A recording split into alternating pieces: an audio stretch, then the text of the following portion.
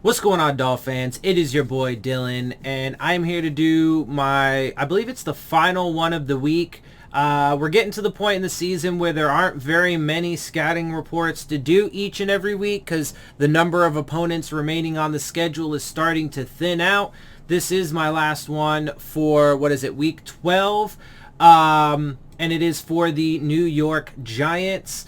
I am actually going to watch the Saints game here in about 20 minutes. It's about to start. Although I think I'm going to hold off on making the scouting report video until later in the week. So that way I have something to make later in the week. I'll put it in for, one of the days. But tomorrow, of course, obviously, too, I'm going to be doing my preview video for the Giants game. So be on the lookout for that. But for now, a quick scouting report on the Giants.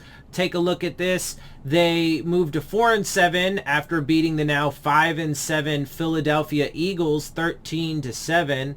Let's take a little bit deeper dive. The Giants had 264 total yards, allowing 332. They had 194 through the air, allowing 124. They had 70 on the ground, allowing 208. They were 4.6 yards per play, allowing 5.1. They did not have any fumbles, but they did get one. They had no interceptions, but they did get 3. Each team allowed 1 sack. The Giants were 25% on third down, allowing 36%. They had the ball for 32 minutes and 2 seconds. The Eagles had it for 27-58. Giants had 2 penalties. Philly had 4. Okay, now let's move up and take a look at the Giants. Daniel Jones was 19 for 30, 202 with a touchdown. Saquon Barkley had 13 rushes, 40 yards, and a 3-1. Daniel Jones, 9 rushes, 30 yards, and a 3-3. Devontae Booker, 3 rushes, 10 yards, and a 3-3. Receiving, Kenny Golladay led the way, 3 of 7 for 50 yards. Darius Slayton, 3 of 4 for 40. Evan Ingram, 3 of 6 for 37.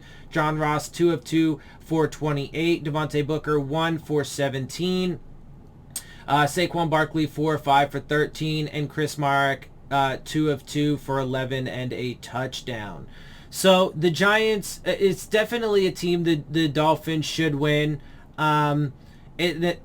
Mike Glennon is likely to start, although Daniel Jones is apparently trying to prepare and practice like he's going to start. He has a neck injury. We'll see how that plays out. So we don't know as of this moment which quarterback is going to start, although it's likely to be Mike Glennon.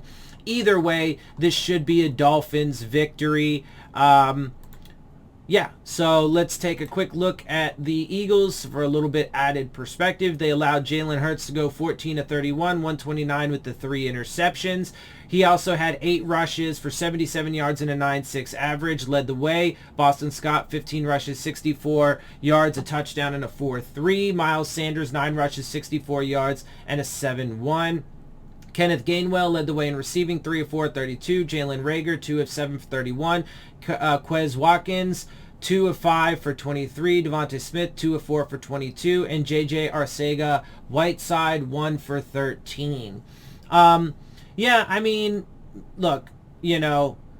as long as the Dolphins continue to play aggressive football on the defensive side like they have been, and as long as the offense can... and look, again, to be clear, the offense, by the offense, I mean Tua, because Tua is the one that elevates the offense and creates any, level of competent football on that side of the ball. So it's 100% Tua. He absolutely elevates the offense, and he overcomes and masks of the majority of the woes and issues with that offensive line. So as long as they can do that, it should be a pretty easy win, whatever. They should be able to get the W and come away with their, 6? That'll put them at 6-7. So they should be able to do it. Let's take a look at these standings.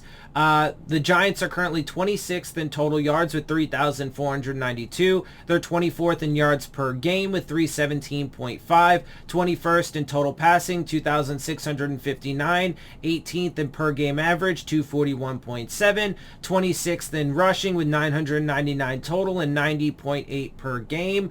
They're 26th in points with 202 total and 18.4 per game. 23rd after ties in total points, 22nd in points per game after ties, and third down offense, they're 26th with 36.2%. So obviously their offense not very good. Again, our defense shouldn't really have much of a problem handling their offense.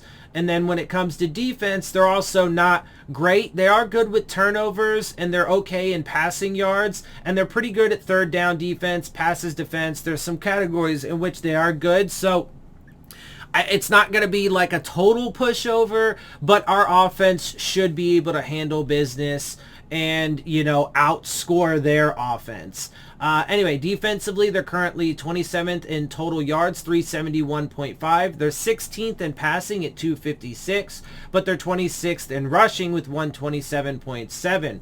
Points per game, they're 16th, not bad there, obviously middle of the pack at 23 points per game, 14th after ties. They're 9th, though, in total takeaways with 19 on the season, or 5th after ties. They're 8th in interceptions with 13 on the year, 5th after ties. They're 11th in fumbles with 6, or 6th after ties. Sacks they're not particularly great at. They're only 26th with 21, or 11th after ties. They are 3rd in the league, though, with passes defensed with 60, and 11th in third down defense at 38.7%. So again, there's going to be plenty of opportunities, and again, the Dolphins offense should outperform the Giants offense, and there should be opportunities across the board for the Dolphins here, so they should come away with a win.